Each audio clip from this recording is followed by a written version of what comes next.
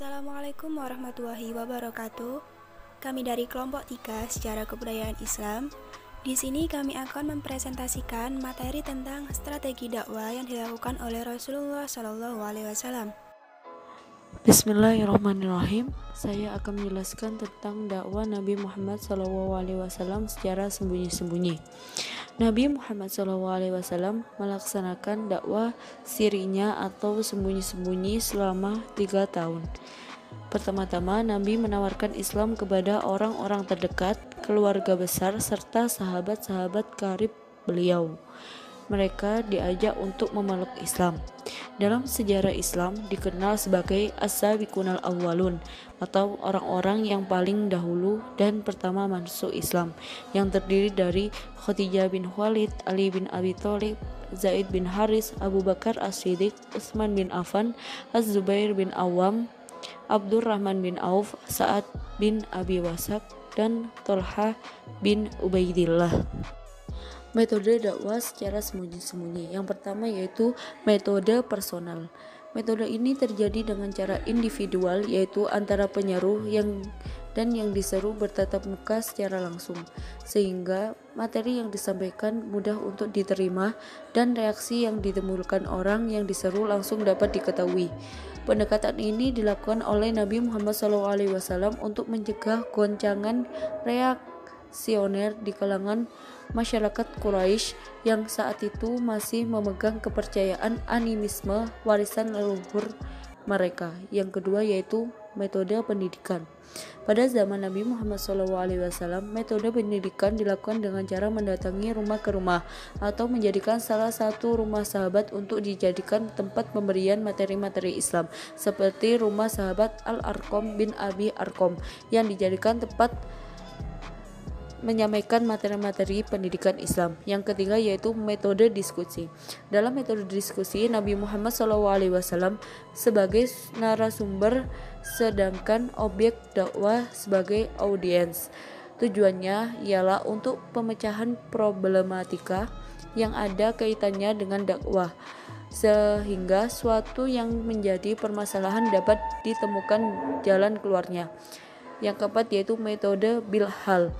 Dalam metode ini dilakukan dengan cara ajakan melalui upaya penyatuan elaborasi antara pemahaman dan pengetahuan atau thinking dengan keyakinan atau perasaan atau feeling. Dengan demikian, dakwah dengan metode ini dapat dilakukan dengan mau'idhah hasanah atau memberi contoh teladan.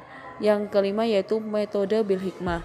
Dari sekian metode awal yang dilakukan oleh Nabi Muhammad SAW dalam berdakwah atau setelah menerima wahyu kenabian, metode bil hikmah adalah salah satu metode yang populer. Maksud dari dakwah bil hikmah adalah menyampaikan dakwah dengan cara yang arif dan bijaksana. Oke, selanjutnya akan diteruskan oleh teman saya. Yang kedua, dakwah Nabi Muhammad secara terang-terangan. Setelah 3 tahun dakwah Islam secara sembunyi-sembunyi, maka disuruhlah Nabi Muhammad untuk mengumumkan Islam secara terang-terangan. Sebagaimana Allah berfirman dalam surat Asy-Syu'ara ayat 214 yang memiliki arti, dan berilah peringatan kepada kerabatmu yang terdekat.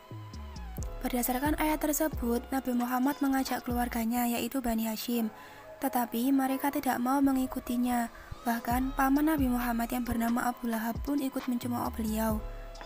Kemudian Rasul mengajak kaum Quraisy. Kaum Quraisy pun ada yang masuk Islam, tapi banyak pula yang menentangnya. Setelah itu turunlah Quran surat Al-Hijr ayat 94 yang artinya, maka sampaikanlah Muhammad secara terang-terangan segala apa yang diperintahkan kepadamu dan berpalinglah dari orang-orang yang musyrik. Dalam ayat ini menekankan bahwa dakwah Nabi Muhammad SAW bertujuan untuk menghindarkan manusia dari kemusyrikan dan mengajak kepada ketauhidan. Langkah pertama Nabi Muhammad dalam berdakwah secara terbuka adalah mengumpulkan warga kota Mekah di Bukit Sofa. Langkah dakwah selanjutnya yang diambil Rasulullah adalah menyeru masyarakat umum. Nabi mulai menyeru segenap lapisan masyarakat kepada Islam secara terang-terangan, baik golongan bangsawan maupun hamba sahaya. Mula-mula ia menyeru penduduk Mekah, kemudian penduduk negeri-negeri yang lain. Di samping itu juga, menyeru pada orang-orang datang ke Mekah dari berbagai negeri untuk melaksanakan haji.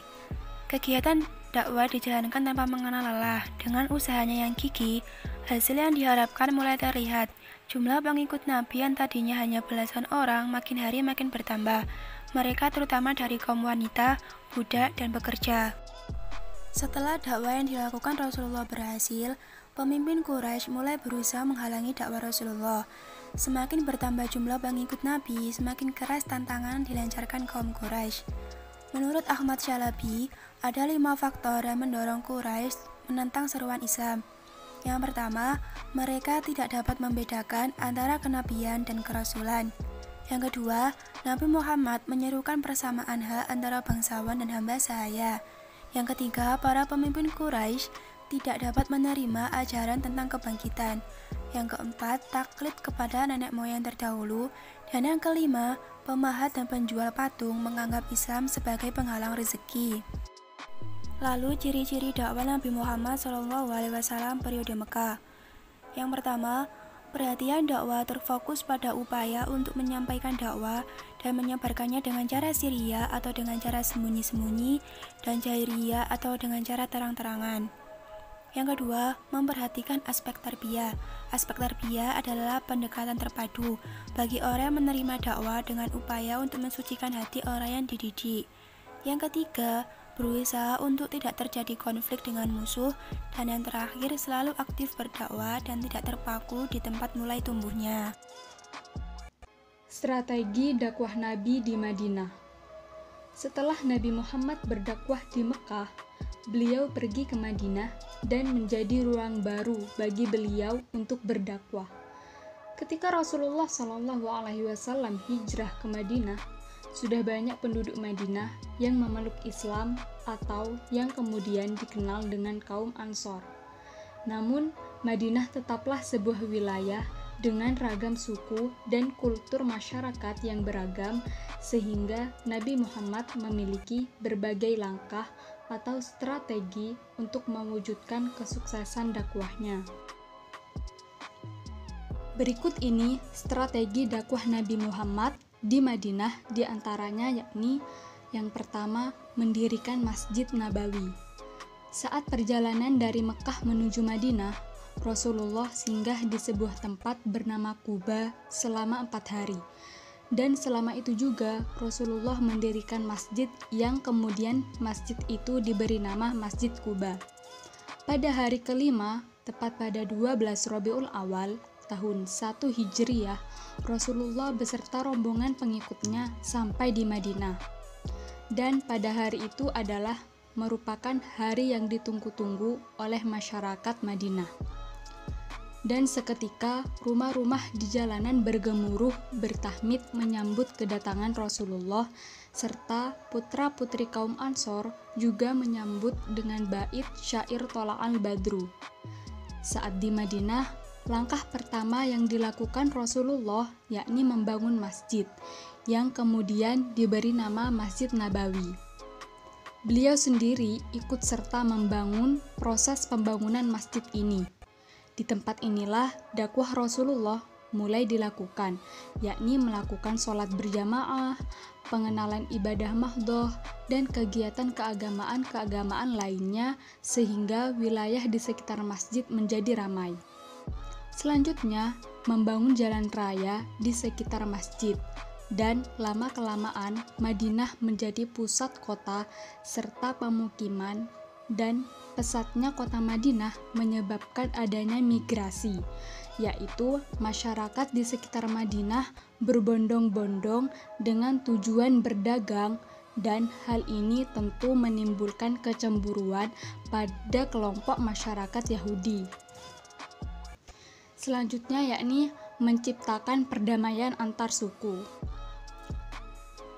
Suku ini selalu bertikai sebelumnya, yaitu suku Aus dan suku Khazraj, yang kemudian mereka melebur menjadi satu dengan sebutan kaum Ansor, yaitu kaum yang menolong hijrahnya Rasulullah di Madinah. Rasulullah juga menciptakan perdamaian dua kaum, yaitu kaum Muhajirin dan kaum Ansor.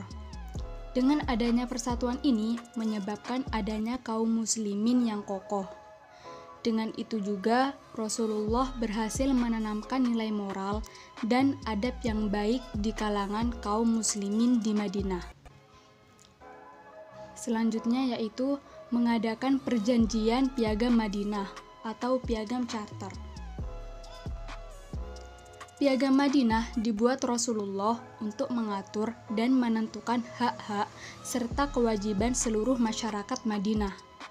Dalam Al-Quran pun, ayat yang turun sejak Rasulullah berhijrah ke Madinah atau yang disebut ayat Madaniyah mulai mengandung hal-hal yang berkaitan dengan aturan hidup bermasyarakat, hukum negara, aturan perang, dan lain-lain.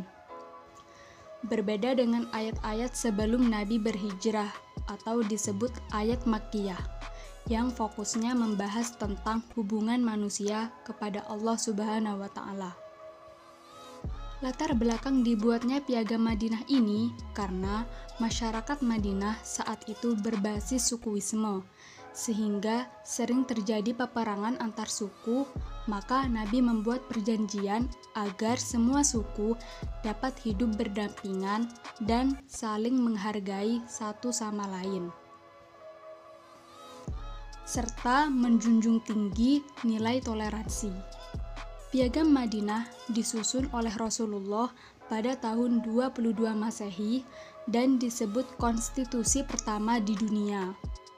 Terdiri dari 47 pasal yang dibagi menjadi 2 bagian, yaitu 23 diantaranya membahas tentang antar kaum muslimin, yakni kaum Ansor dan kaum Muhajirin, serta 24 pasal lainnya membahas mengenai hubungan antar umat muslim dengan kaum kafir. Selanjutnya, membangun peranata dan pemerintah. Tercantum dalam Piagam Madinah, Rasulullah SAW berdakwah di Madinah bukan hanya sebagai penyampai risalah wahyu dari Allah, tetapi juga sebagai pemimpin negara. Sebagaimana diungkapkan oleh Bernard Lewis dalam The Middle East, bahwa Rasulullah SAW di Madinah juga sebagai seorang penguasa yang menjalankan kekuasaan politik dan militer, sekaligus pemimpin keagamaan. Pada awal diturunkannya Islam di kota Mekah, Rasulullah menjalankan dakwahnya secara sembunyi-sembunyi, atau lebih dikenal dengan dakwah marhalah Makkiyah fase Mekah. Pada marhalah dakwah Makkiyah ini, dakwah Nabi Muhammad yang diisyaratkan oleh Allah ialah melakukan jihad dengan menahan diri buat tak memerangi orang-orang kafir. Hal ini seperti tercantum dalam Al-Quran Surah An-Nisa ayat 77. Hikmah dakwah secara sembunyi-sembunyi yang dilakukan oleh Rasulullah SAW yang pertama adalah ajaran Islam dapat disampaikan dan diterima tanpa gangguan. Yang kedua, dapat menghindari penentangan terbuka dari kafir Quraisy. Yang ketiga, strategi dakwah ini bukti kecerdasan Rasulullah yang dibimbing langsung oleh Allah Subhanahu wa Ta'ala. Yang keempat, Rasulullah ingin melindungi orang-orang duafa yang mengikutinya. Yang kelima, berdakwah dilakukan sesuai dengan kemampuan dan sejalan dengan manhaj yang benar dan tidak tergesa-gesa untuk memetik hasil. Setelah 3 tahun lamanya Rasulullah SAW berdakwah secara sembunyi-sembunyi, sampai akhirnya Allah memerintahkan Rasulullah untuk dakwah secara terang-terangan. Hal ini seperti tercantum dalam Quran Surah Asy-Syu'ara ayat 24. Hikmah dakwah secara terang-terangan yang dilakukan oleh Rasulullah SAW yang pertama adalah terdapat pelajaran tentang isyarat ilahiyah bahwa akan bermunculan penentangan demi penentangan yang dilakukan oleh kaum musyrikin Quraisy. Yang kedua, agama Islam tersebar luas.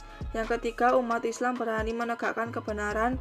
Dan yang keempat, penganut Islam mantap pegangan akidahnya. Sekian yang dapat kelompok kami sampaikan. Kurang lebihnya mohon maaf. Wassalamualaikum warahmatullahi wabarakatuh.